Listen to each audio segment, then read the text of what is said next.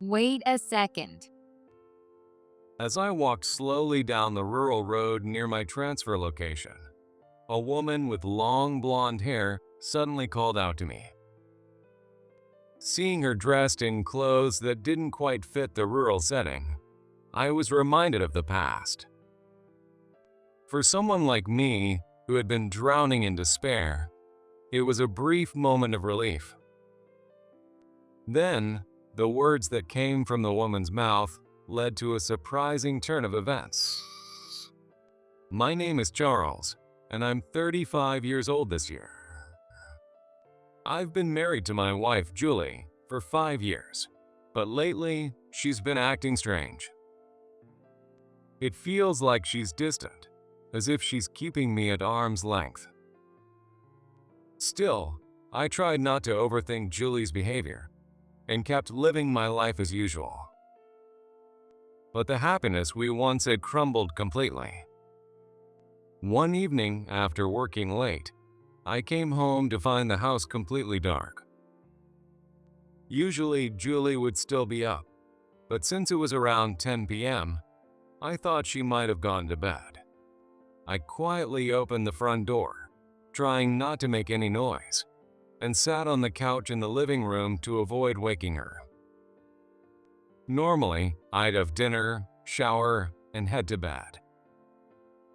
But that night, I was so exhausted that I fell asleep right there on the couch. The next day was my day off, so I didn't wake up until sunlight poured through the windows. I slept well.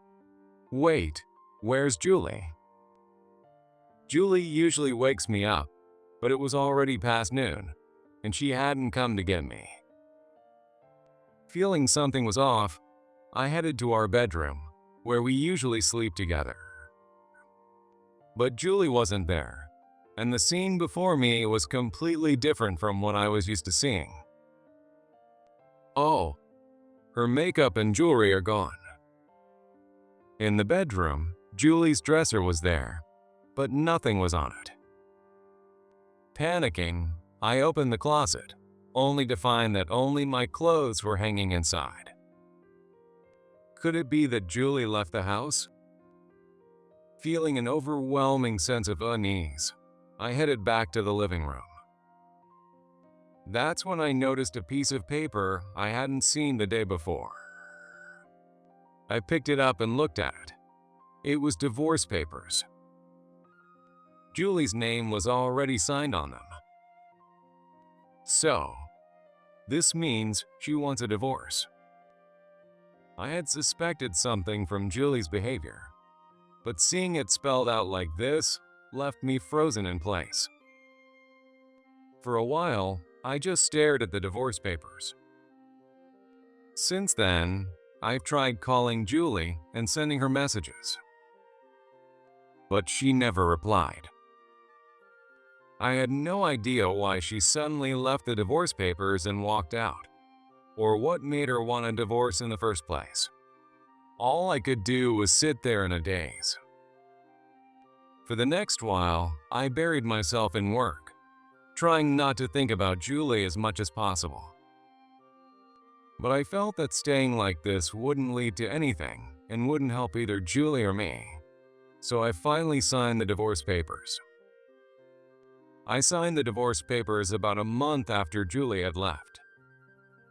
After signing, I submitted them and sent Julie a message to let her know. The message showed as read, so I knew she saw it, but in the end, she never responded. They say you only realize what you've lost once it's gone, and that couldn't be more true. After submitting the papers, I felt like a shell of my former self. I lived each day like a ghost, with dark circles under my eyes, barely managing vague responses to anyone who spoke to me. Then, one day, amidst those dreary days, I made a massive mistake at work. I'd made small mistakes before, but this one was too big for even my boss to cover for me.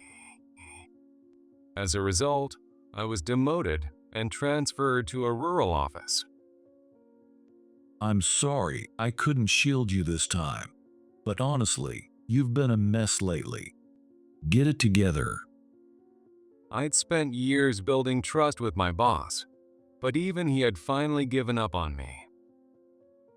My wife left me, I was demoted at work, and I couldn't help but wonder what I had left. But at this point, maybe I had nothing left to lose. After receiving the news of my transfer, I went home and started packing immediately. That's when I found something unexpected. What's this? A diary. While organizing the closet, I found a diary tucked away in the back.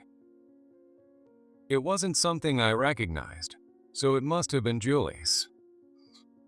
I debated whether to just throw it away, but the thought that it might explain why Julie left made it impossible not to read it. What I found written in it was shocking. The diary was filled with happy moments she'd shared with another man. Julie had been living a blissful life with someone else when I wasn't around. Since she was a stay-at-home wife, she was usually at home, but she must have been meeting him while I was at work. Sometimes, she'd say she was going on a trip with her friends and spend the night out, but now I realize those trips were actually with her lover. I've been fooled this whole time. I can't believe I never noticed. The emptiness of being deceived by someone I loved and the strange relief of finally understanding why she left swirled together in my heart. For a while after that, I didn't leave the house, living like a recluse. But even that didn't help heal my heart in the short time before my transfer. In the end, I had to start my new job without recovering from the emotional wounds. The place I was transferred to was a rural town near the ocean, where fishing was reportedly very active. I love seafood, so in better times, I might have been thrilled. But now, in the depths of despair, I couldn't even taste the food. In such a situation, being demoted felt like the height of bad luck, but I still introduced myself at the new post and received a simple handover. The work was essentially the same as before, so I figured I could manage somehow. But what concerns me the most is the relationships with people. I'm not very good at interacting with others. Before, I managed to get by because Julie was there for me. Julie was very sociable and would passionately talk about the importance of communication at work. She taught me various ways to connect with people in a way that suited me. By following her advice, I was able to build trust with my former boss. Remembering those moments brought tears to my eyes again. I tried not to think about her, but the time we spent together was too long to ignore. I told myself I'd have to gradually let go of the past, so I decided to focus on my work as much as possible. When I'm working, I can forget about a lot of things. The worst part is when the workday ends. At home, I'm alone with no one to talk to. And once I get in bed, I can't help but overthink, and nothing good comes of it. At first, I tried pulling the covers over my head and forcing myself to sleep. But eventually, I realized it was pointless and started going out for nighttime walks more often. Here, it feels like there are fewer people than in the city, and at night, the air seems especially crisp. There aren't many streetlights, so I can't go far, but the view of the ocean through the trees is stunning. Watching the gently rolling waves gives me a strange sense of peace, like my soul is being cleansed. On nights when I see the ocean, I can sleep soundly, but the despair I feel about life never fades. I spend my days like that, avoiding unnecessary interaction with others. This rural area doesn't have any nearby stores, except for a single supermarket a bit farther away. The supermarket is stocked with all kinds of foods, and the seafood and vegetables look incredibly fresh. Since Julie left, I'd lost my sense of taste, but just looking at them made me feel like cooking again. I grabbed a few random items and headed to the register. Maybe it was the time of day, but there was hardly anyone in line. After waiting for a bit, it was my turn. The cashier, a woman, scanned the items methodically and efficiently packed them into bags. When I handed over the money, she held out the receipt, so I reached out to take it.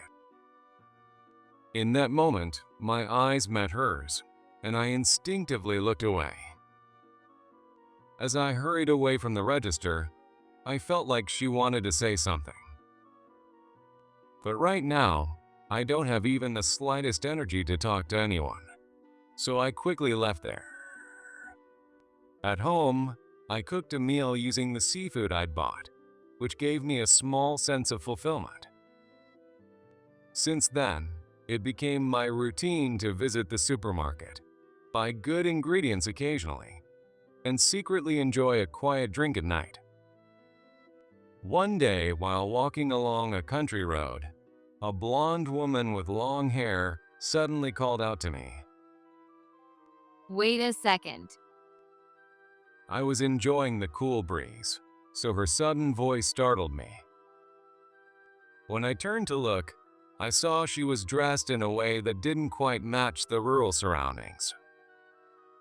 Seeing her outfit reminded me of the past. Come to think of it, Julie used to dress like that too. Julie loved wearing clothes with frills and often wore them on our dates. Sometimes she'd catch her skirt on doors or nearly trip on stones in her heels. As I reminisced about those happy days with Julie, I felt a wave of nostalgia. For someone like me, who was drowning in despair, it was a brief but soothing moment of relief. Noticing my distant gaze, the woman called out to me again. Well, do you remember me? Well, sorry, I don't. You know, I'm the cashier at the supermarket. My name's Nancy. When she said that, I started recalling my usual shopping trips. Come to think of it, the woman who always handled the register might have been called Nancy.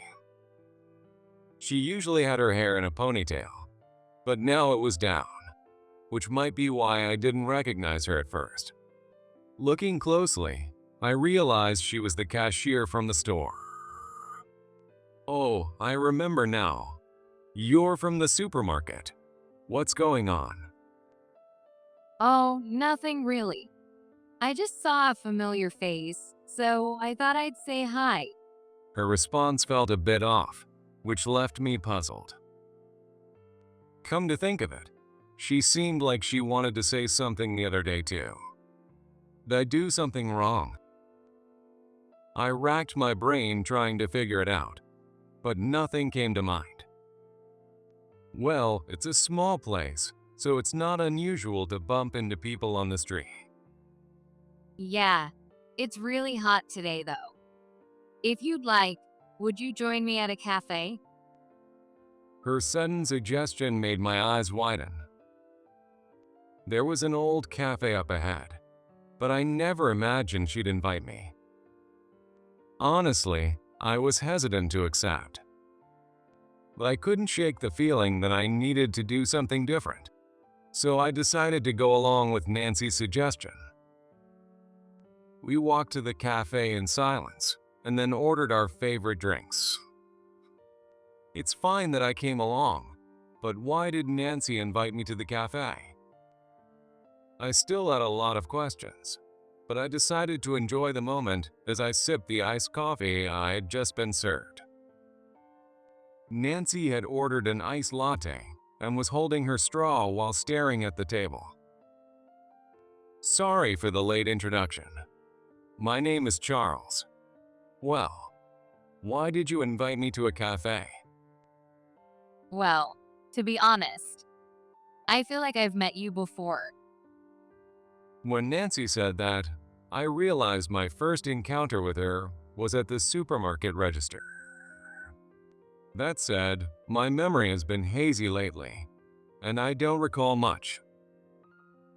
The shock of being betrayed by Julie had unconsciously caused me to block out memories, even from the past.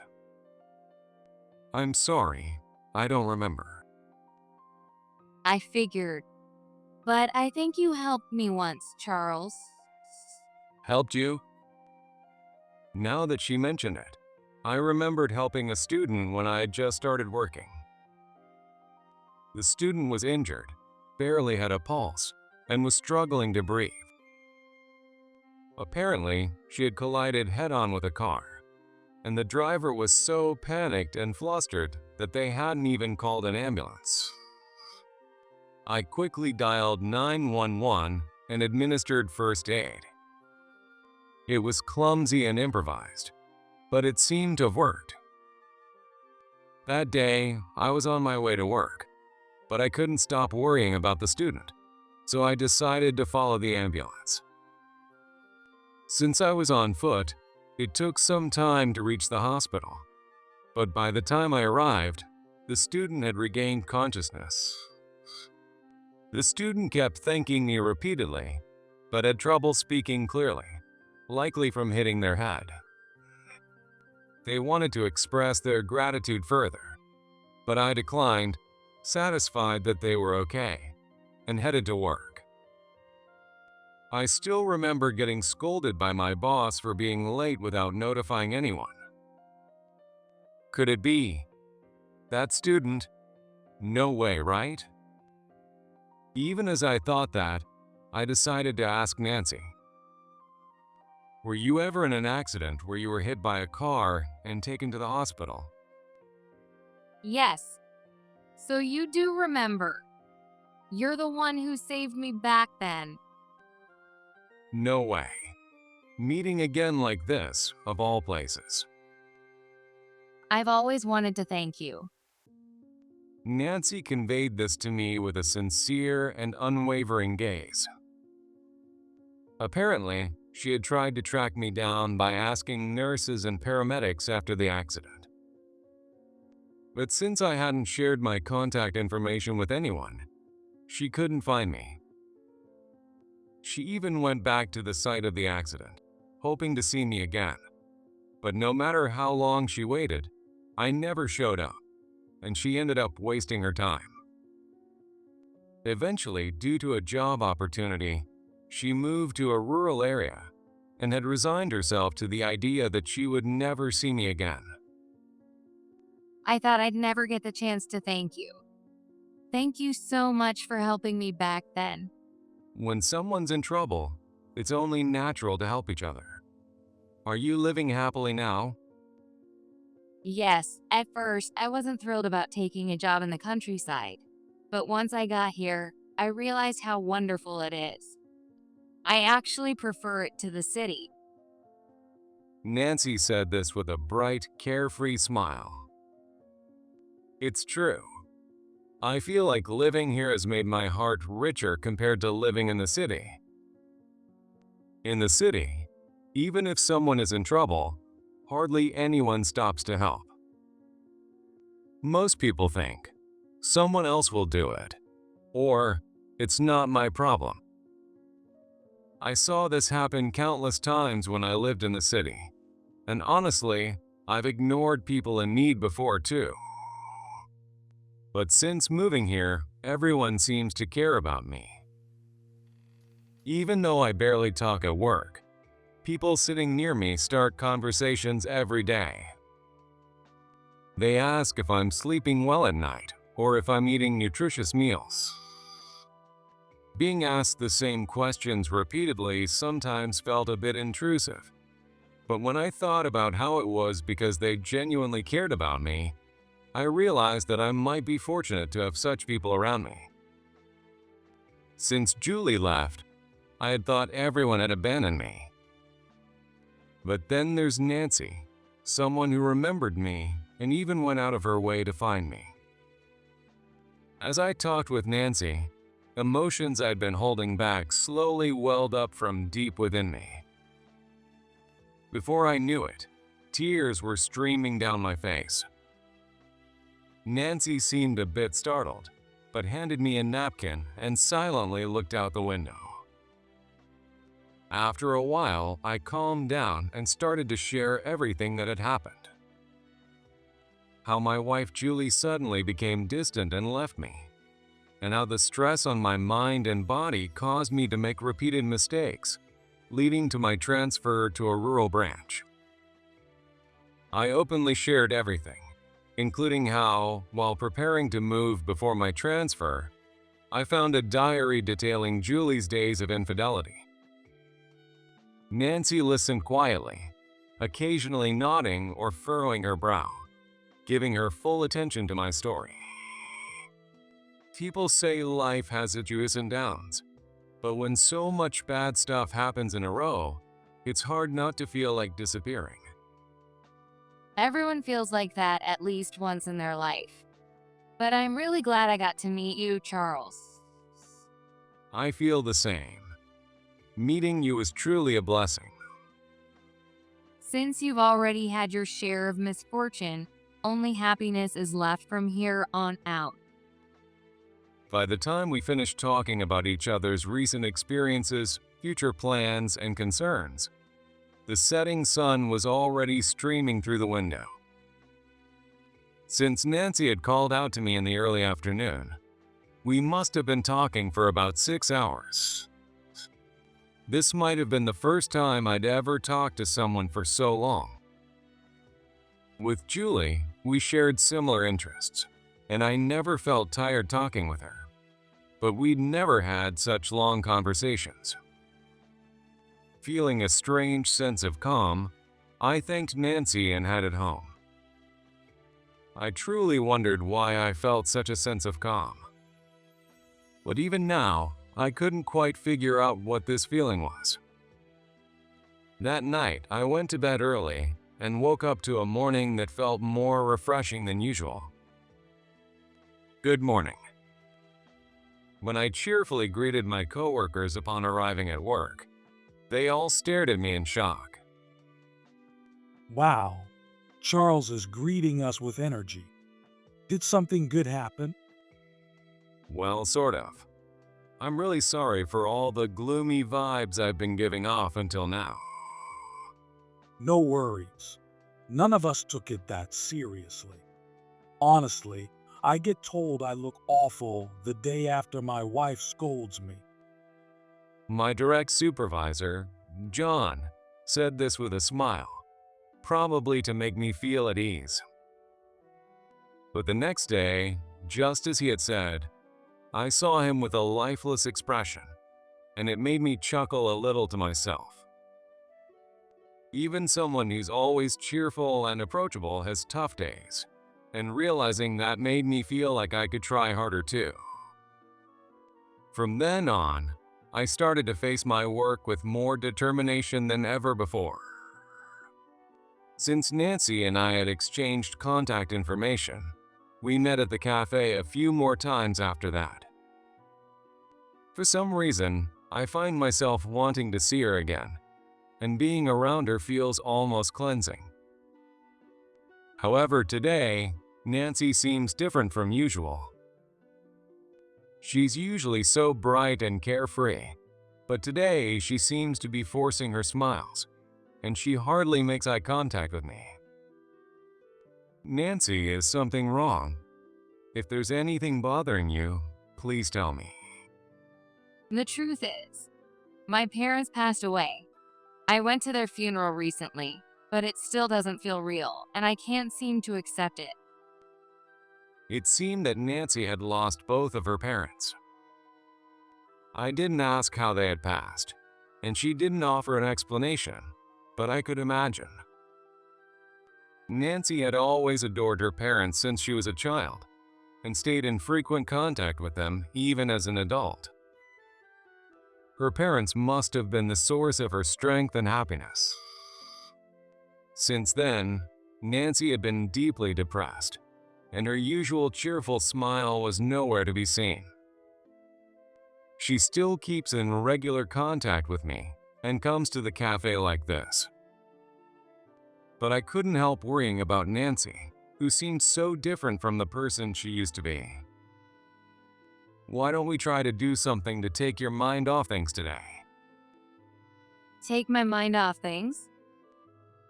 With that, I gently took Nancy's hand and led her toward the beach.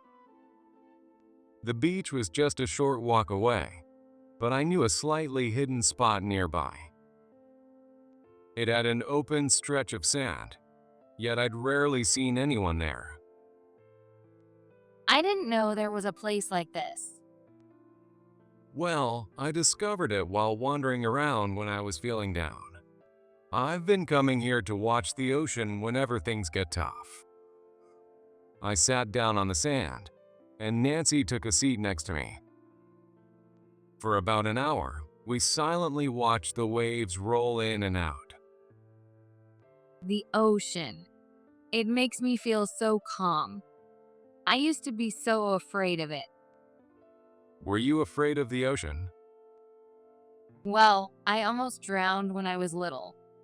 Ever since, I've avoided going near it. Hearing Nancy's story, my first thought was how unexpected it was. From the way Nancy usually carried herself, I never would have guessed she had any fears.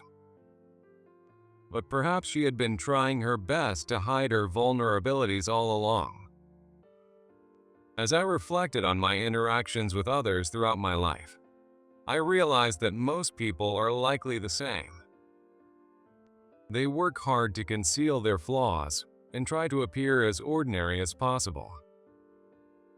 Yet, when something cracks, everything they've built can come crashing down, and the things they once took for granted disappear as if it were inevitable. Everyone lives their lives through trial and error, trying to figure out what's true and what they should believe in. Glancing at Nancy, who was staring pensively at the ocean, I found myself lost in these thoughts. Shall we get a little closer? At my suggestion, Nancy gave a small nod. We took off our shoes and socks and slowly approached the waves.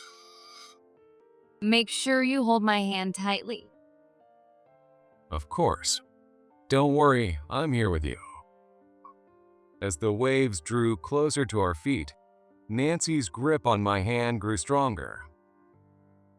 The moment the water touched her feet, she squeezed her eyes shut tightly. Then, cautiously, she opened her eyes and turned to me with a smile.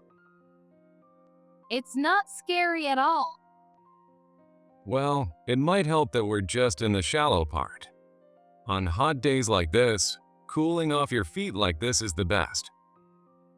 Nancy began to stomp lightly, enjoying the sound of the water.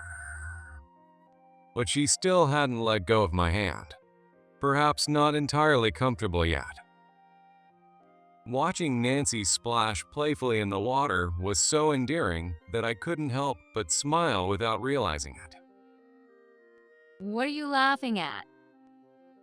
Noticing my smile, Nancy muttered it.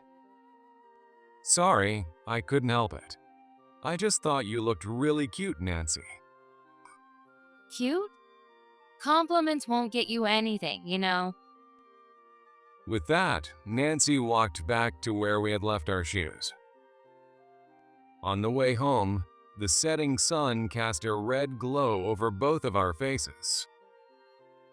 But I was keenly aware that my face was red for a different reason.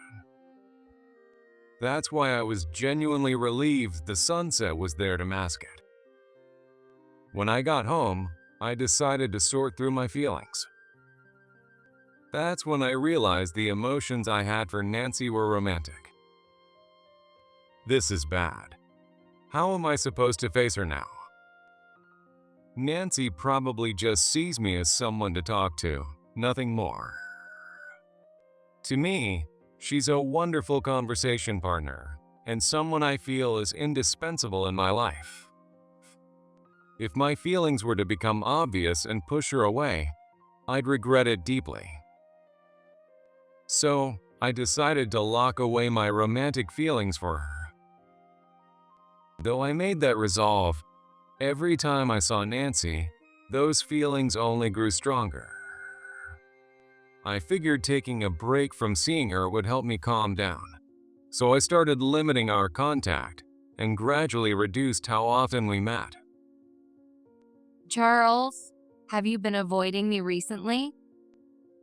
The day we met at the cafe for the first time in 2 months, Nancy suddenly asked me this. I didn't know how to respond and fell silent. If I've done something wrong, I'm sorry. And if you don't like me anymore, let's make today the last time we meet. No, that's not it at all. You've got it wrong. I don't dislike you. Then why haven't you been replying to my messages or agreeing to meet? Seeing Nancy's sad expression made me feel incredibly guilty. Realizing I couldn't keep hiding the truth, I decided to be honest about my feelings. The truth is, I've fallen for you, Nancy, but I didn't want to ruin our relationship now. So I tried to distance myself.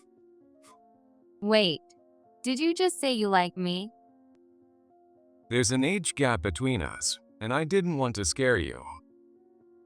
Nancy is 5 years younger than me, and I thought the idea of me having romantic feelings for her would probably shock her. I thought you hated me. But knowing that's not the case makes me feel so relieved. I'm sorry. Can we go back to being friends like before? No, Hearing Nancy say no made me feel utterly crushed. As I feared, the very thing I had dreaded had happened. While I sat there, dejected and with my head hanging low, Nancy hurriedly added to her words, sounding flustered. that's not what I mean. I don't want to stay as just friends. I want us to be together as a couple. A couple? Are you saying you like me too? In response, Nancy nodded. I had never even considered the possibility that Nancy might have feelings for me too. At the same time, I felt incredibly happy that I no longer had to hide my own feelings. From then on, we started going on dates as a couple. Since it's a rural area, there aren't many traditional date spots, but I didn't mind at all. With Nancy by my side, everything felt bright and wonderful, no matter where we were. Our relationship progressed smoothly, and soon we began talking about moving in together. When should we move in together? Since the lease renewal is coming up, I'd like to decide soon. Yeah, how about in 2 months? Sounds good. But we might need to start looking for a place now, or we might not make it in time. We rushed to find a place, and 2 months later, we were able to move in together. It had only been a week since we moved, so the house still had boxes lying around, and there were things we hadn't gotten yet. The foundation of our life wasn't fully set up. Even so, it was a time that made me realize how truly happy it is to be with someone you love. What are you doing over there? While I was standing alone on the balcony of our new place, Nancy found me. Well, I was just reflecting on everything that's happened. Like your ex-wife? Yeah, but recently, I can hardly remember much. That's thanks to you, Nancy. As we were talking, my phone, which I had kept in my pocket, started vibrating. I wonder who's calling at this hour. It was already around 10 p.m., so it couldn't have been from work. Also, very few people ever call me directly. The phone was showing a private number, so I couldn't tell who was calling. I thought maybe I shouldn't answer a private number, but I accidentally hit the answer button. Hello? Since I had already picked up, I decided to talk to whoever was on the other end of the line. When I found out who it was, I couldn't hide my surprise. Hello, is this Charles? I've been wanting to talk to you. That voice. Could it be Julie? It's been a while. When I got back to the house, I heard you had moved out and were transferred at work. It seemed Julie had returned to our old house, realized I wasn't there, and then went to the office. However, since I had already been transferred, she didn't know where I was and called me. I've been thinking a lot, and I feel really sorry for what I did to you, Charles. I want to get back together with you. Please, can we meet? I couldn't believe she was calling me out of the blue after several years. What was she going to say? If it had been right after we broke up, maybe I would have been happy to hear from her. But now, I had just started living with the woman I loved, Nancy, and I was finally about to find true happiness. I couldn't allow anything to destroy that. And I knew exactly why Julie was suddenly calling me. I heard from our mutual friend. You broke up with your lover, right? Yeah, I realized I was wrong, and Don't give me that. I heard you got dumped. And I also heard the wife of your lover found out and asked for compensation. how do you know all that? Actually, a little while ago, our mutual friend had called me and told me about Julie's situation. Julie had been asked to pay compensation by her lover's wife and was now struggling with how to pay it. That's probably why she thought about getting back together with me, hoping I could help her with the money. She left without a word, and now she's calling me out of the blue. She's really only thinking about herself. As I sat there, feeling speechless, Nancy must have sensed the situation and spoke up. What's wrong?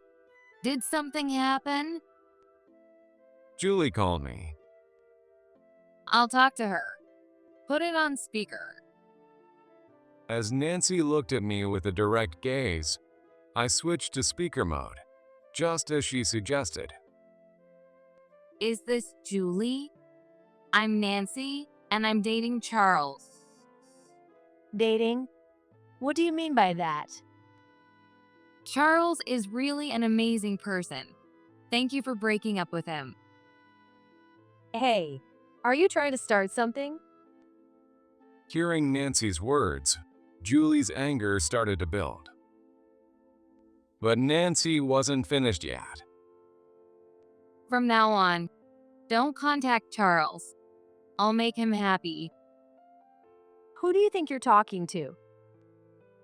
Julie still seemed to have more to say, but I pressed the end call button before I could hear any more. Well, it probably didn't matter. It was all meaningless anyway. I'm sorry if I made you uncomfortable. No, it's fine. I'm glad I said what I needed to say. I feel so much better. I always thought Nancy wasn't the type to get angry, but she was clearly upset earlier. That evening, we opened the wine I had been saving for a special day and shared it together. Afterward, I changed my phone number, and I haven't heard from Julie since. In fact, when I'm with Nancy, I forget about Julie entirely.